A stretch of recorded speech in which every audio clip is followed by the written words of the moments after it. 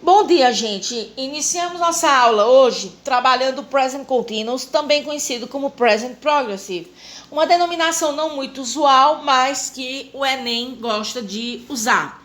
Bom, a gente aprende, até o segundo ano, a gente estuda muito a questão de que o Present Continuous é utilizado para indicar um presente no momento da fala, ou seja, no momento exato em que está acontecendo a determinada ação.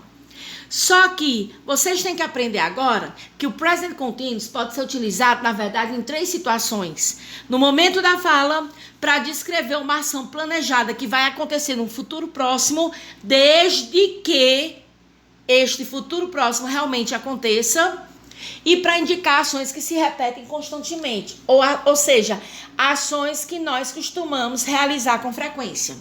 Bom, então, se nós já sabemos que o present continuous deve ser utilizado nessas três situações, por se tratar de uma ação do momento da fala, um futuro próximo e uma ação repetida, nós devemos entender que o present continuous ele sempre virá acompanhado de um advérbio, certo? Sempre talvez seja exagero meu, mas na grande maioria sim. Esse advérbio que nós vamos trabalhar com present continuous é o advérbio de tempo, certo? São os advérbios de tempo, dos quais vocês têm que ter um bom conhecimento. Eu vou fazer uma relação para dar para vocês dos principais advérbios que vocês devem conhecer. Bom, como a gente precisa estudar o advérbio, nós devemos saber que existem duas formas deste advérbio se posicionar na frase. Ou seja, quando ele estiver, quando ele estiver antes do verbo ou quando ele estiver depois do verbo. Isso é importante vocês saberem. Antes do verbo principal, vamos lá. O que é o verbo principal? É o verbo que vai dar o sentido da frase. Porque uma frase pode ter mais de um verbo e o principal é aquele que vai dar o sentido da frase. Então, quando esse advérbio for utilizado antes, ele tem que estar antes do verbo principal. Always drinks. He always drinks coffee after lunch. Tá bem aqui, ó. Always, sempre, drinks, o verbo beber. Depois do verbo auxiliar. Olha aqui. Depois do verbo auxiliar, sempre que uma frase tiver um verbo auxiliar, observe bem aqui, um verbo auxiliar, e este verbo auxiliar não for o verbo to be, o advérbio deve ser posicionado depois dele. O que é um verbo auxiliar? Verbos auxiliares são aqueles verbos que vão acompanhar o verbo principal. E a função deles é ajudar, é complementar o verbo principal. Cadê o verbo auxiliar aqui? Ó, o has. O has é um verbo e o been é um segundo verbo. Então, nós sabemos que o verbo auxiliar, ele obrigatoriamente vai na frente do verbo principal. Então, este advérbio vai ter que estar entre o verbo auxiliar e entre o verbo principal. Vocês observaram isso? Voltando aqui, vamos repetir. O advérbio, ele pode ser posicionado antes do verbo principal, ó. Essa frase só tem um verbo. Então, é o verbo principal, certo? Então, antes. Mas, se a frase tiver um verbo auxiliar e um verbo principal, o advérbio ele vai ter que ser usado entre o verbo auxiliar e o verbo principal. Certo, gente? Observa que os advérbios, eles não são posicionados entre um verbo e um objeto. O que é que significa isso? Observem bem aqui essa frase. Observem esta frase. Quem é o advérbio? Never. Quem é o verbo? Drinks. Quem é o objeto? O complemento da frase. Então, o que a questão está dizendo aqui, o conteúdo está dizendo, é que esse never não poderia estar depois do drink. Ó, drink never alcoholic. Por quê? Porque você não pode posicionar um advérbio entre o verbo principal e o seu complemento. Isso é regra. Então, é mais fácil a gente aprender que ele deve ser utilizado quando? Na frente do verbo principal. como eu coloquei bem aqui, ó. As duas formas de se posicionar. Se tiver só um verbo, ele vai onde? Na frente do verbo principal, tá bem aqui. Ok. Ele tem dois verbos? Tem. Observa-se que é um auxiliar e um principal, então ele vai entre os dois. Isso é uma regra praxe, isso é praxe. Vocês têm que saber para poder trabalhar o present continuous ou present progressive, certo? Agora, existe também uma questão que eu não poderia deixar de falar e que a gente vai trabalhar na próxima aula. Assim como o present continuous deve ser utilizado, deve ter o acompanhamento, na grande maioria, de um advérbio de tempo, ele também pode ter o acompanhamento de um verbo no imperativo. Por quê? Porque a ação imperativa ela acontece no momento da fala, certo? Eu não vou mandar eu não vou chegar e dizer assim, Valdir, senta, me relacionando a uma aula de 2 semanas atrás. Agora, se eu entro na sala, Valdir, sit down, please. Valdir, por favor, sente-se. É no momento exato da fala. Então, é importante vocês saberem que o present continuous, ele não só precisa do advérbio de tempo, mas também pode precisar, de acordo com o contexto, de acordo com a frase, do verbo no imperativo, certo? Lembrando que o verbo no imperativo, ele não... Porque assim, nós sabemos que existem 3 modos. O indicativo, o subjuntivo e o imperativo. O indicativo que vai indicar uma ação real e concreta.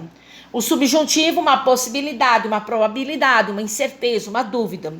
E o modo imperativo é aquele que indica uma ordem, um pedido, uma súplica, um conselho, certo? Esse exemplo que eu dei do Valdir. Se a gente aprende muito a questão da tonicidade, mas como nós não podemos trabalhar só com a tonicidade, obviamente, vejam bem esse exemplo. Se eu entro na sala e digo, Valdir, sit down, e na frase lá coloco só, Valdir, sit down e uma exclamação, é uma ordem. Mas se eu coloco palavras como please, Valdir, sit down, please, é um pedido. Certo? Então vai depender muito do contexto de algumas palavrinhas. Lembrem, please vai indicar sempre um pedido, pode indicar uma súplica, dependendo do contexto. Então, lembrem dessa regrinha do imperativo, que a gente vai trabalhar também. Vamos lá. Como todos os verbos no inglês, como todos os tempos verbais no inglês, nós vamos ter a forma afirmativa, certo?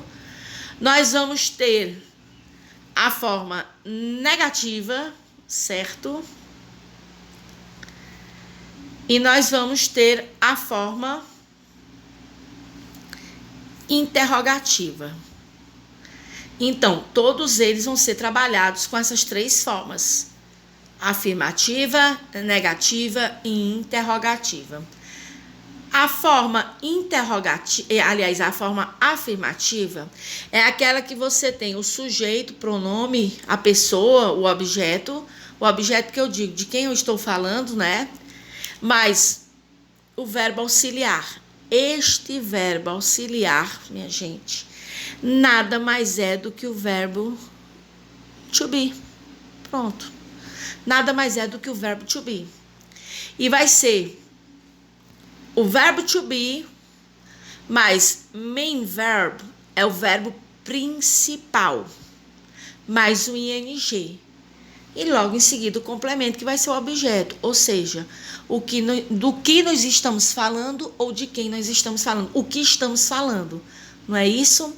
Observem bem aqui. I'm reading. O que é que eu tenho aqui? O sujeito, o verbo to be e o verbo principal com ing. He's sleeping. O pronome, né? O sujeito, o subject, o sujeito. O verbo to be, que é o verbo auxiliar, sleeping, o verbo principal, mais o ing. My workmates are working. Ó. O subject, o verbo to be, mais o verbo com ing. E assim vai. Agora, lembrem que quando a gente fala de forma afirmativa, nós podemos usar a forma ó, contraída do verbo to be. I am, I'm, you are, you're, all am. She's, she's. Então, isso aqui é o que a gente chama de forma contraída. Fica a critério de vocês. Não existe uma regra que obriga, tem que ser assim, tem que ser assim. A única coisa que a gente pode falar sobre isso é que existem dois tipos de você trabalhar o inglês. O inglês popular, aquele inglês do dia a dia, e o inglês clássico. No inglês clássico, que é aquele que se utiliza muito para obras literárias, para textos científicos, a gente não usa essa forma contraída. A gente usa a forma como se chama a forma completa, que são essas aqui, certo? Mas, tirando isso, não existe uma regra básica. Eu costumo dizer que se você você trabalha com inglês dos Estados Unidos, ele usa muito essa forma contraída, que é o inglês mais popular. Mas se você chega na Europa, por exemplo, na Inglaterra, é o inglês clássico. Pouquíssimas pessoas vão utilizar essa forma contraída. Então, a diferença é só essa. Você pode usar o verbo auxiliar na forma completa, como você pode utilizar esse verbo auxiliar na sua forma contraída, ok? Bom, vamos para a forma negativa. Na forma negativa, vocês observam, deixa eu subir aqui um pouquinho mais, senão fica ruim. Na forma negativa, você vai ter o sujeito, o verbo auxiliar mais a partícula not, verbo principal com ing, ó. I am not reading. You are not, aren't. He's not, isn't. Por que eu botei aí do lado? Muito simples, porque da mesma forma, que nós temos a forma contraída na afirmativa, nós vamos ter na negativa, ó. Are not, aren't. Is not, isn't. Vale só relembrar que na primeira pessoa do singular, no I am, não existe uma forma contraída. Aqui é o único sujeito, a única pessoa, que é a primeira pessoa do singular, você deve usar o I am not. Não existe forma contraída para a primeira pessoa, certo? E a regra é a mesma, vale do que você quiser. Tanto faz usar a forma completa como a forma contraída. Relembrando, forma afirmativa é como o sujeito, o verbo to be e o verbo principal com ing, certo? Na forma negativa, eu vou usar o quê? O sujeito, o verbo auxiliar, que é o to be, mais not, mais o verbo principal com ing, onde entra a forma contraída. E na forma interrogativa, a gente tem que relembrar, é uma forma que eu observo que o aluno tem muita confusão. O aluno confunde muito. Eu vejo que o aluno, ele sempre esquece que esse verbo to be vai para o início da frase. E são duas coisas que vocês não podem esquecer. Que o verbo auxiliar, ele vai para o início da frase. Quem é o verbo auxiliar? É o verbo to be, certo? O am, is, are. Depois vem o pronome. Ou a pessoa de quem falamos, ou o que estamos falando, né? Logo em seguida, o verbo principal mais o ing e depois o complemento. Mas não podemos deixar de relembrar que se é uma frase interrogativa, bom, se é uma frase interrogativa, obrigatoriamente tem que ter uma interrogação, que é o que muitas vezes vocês também esquecem. Então, lembrem, no verbo auxiliar, obrigatoriamente, aliás, na forma interrogativa, obrigatoriamente, o verbo to be vem no início da frase, ó. Am, are, is. Depois o sujeito, depois o verbo principal com ing. Como nós estamos falando de formas interrogativas, deixa eu subir aqui, nós não poderíamos deixar de falar das question words. As question words são essas palavrinhas what, were, why, que são utilizadas para perguntas. Certo? Então, sempre que você tiver uma frase com uma question word, essas palavrinhas da question word vão para o início da frase. Lembra que eu falei que na interrogativa, primeiro o verbo to be, o pronome e o verbo com ing? Só que se nós tivermos uma question word, elas vão para o início da frase. Não tem dificuldade nenhuma, porque apenas vão colocar, vocês apenas têm que colocar essa question word na frente, só isso. E claro que para a gente concluir esse conteúdo, a gente não pode deixar de falar das regras. Peraí, deixa eu voltar aqui, subir mais um pouquinho. Ó, a primeira, quando o verbo... Perdão, gente. A primeira, quando o verbo termina em E, já está destacado aí, e este E vem precedido de consoante, ó, bem aqui, quando termina em E, e ele é precedido de consoante, thence, termina em E e o C, a gente vai tirar esse E e vai colocar ING. Ó, se termina em E, seguido de consoante, que é o K, tira o E e coloca ING. Isso vale para esses verbos. Terminados em E, seguidos de consoante, você tira o E e bota ING. Com exceção, claro, do verbo to be, que é behind. Você mantém o E e coloca o ING, formando o verbo behind. Bom, isso aqui é importante. Não é comum usar os verbos de estado como agree, que é concordar, needs, precisar, believe, acreditar, know, saber, like, gostar, no present continuous. Não é que seja proibido, não se costuma utilizar. Porque são verbos que vão indicar estados, sensações, emoções, certo? Aí é por isso, quando eles indicam uma emoção, um estado, não é legal utilizar. Não que não seja viável, tá bom, gente? Verbos terminados em IE, die, lie. Você vai fazer o quê? Você vai trocar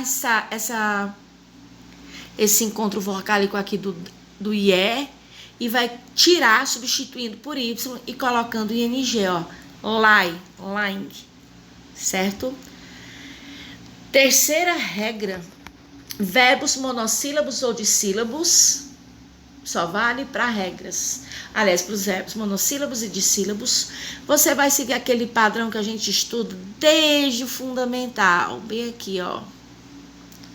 Se terminar no monossílabo e num dissílabo, nessa sequência, consoante, vogal, consoante, ó, consoante, vogal, consoante, bem aqui, W e M, o que é que eu faço? Eu vou duplicar a última consoante e colocar ING. Mas eu só posso duplicar essa última consoante se for um verbo monossílabo, dissílabo e se tiver essa sequência, consoante, vogal, consoante. Tá bom, gente? Quando a última consoante terminar, aqui nós temos duas exceções para essa regra. Se essa última consoante for um W ou for um X, ela não pode ser dobrada, ó, snow, snowing, fix, fixing. E se a sílaba tônica for a primeira, não se dobra a consoante final. Bom, aqui é meio complicado, porque a gente não trabalha a questão da tonicidade. Mas aí a gente vai ter que trabalhar uma relação de verbos que tem essa sílaba tônica na primeira, certo, gente? Então, se terminar em W ou X, se for a última consoante, não duplica. E se a sílaba tônica for a primeira, também não duplica. Bom, esse é o nosso conteúdo de hoje. Qualquer coisa, por favor, entre em contato. Se tiverem dúvidas, tem ali o grupo, tem o privado. Me chamem ali no WhatsApp, liguem, mandem e-mail, façam o que vocês quiserem.